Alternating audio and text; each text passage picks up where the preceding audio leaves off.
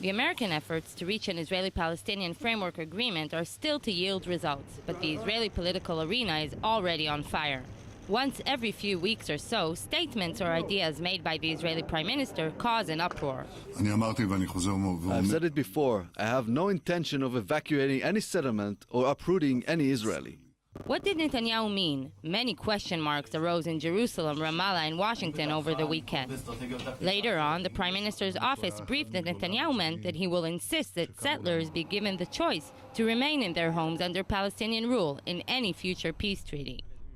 Unsurprisingly, Netanyahu's idea was immediately slammed by the Palestinians. No settler will be permitted to stay in a Palestinian state. The strong Palestinian rejection enabled Netanyahu's office to claim that they have, quote, exposed their true nature. But nobody predicted that the harshest reaction would come from within Netanyahu's own political base, the Israeli right.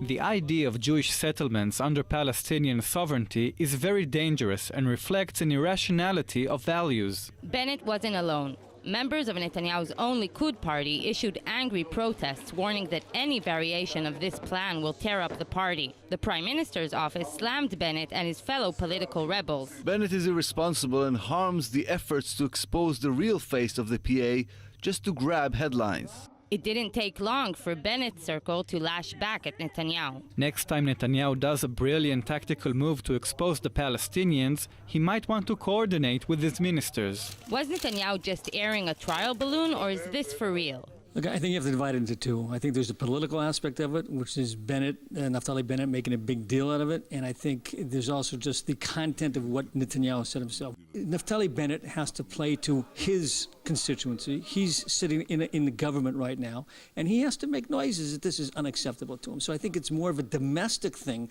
than anything that has changed as far as Netanyahu's overall worldview.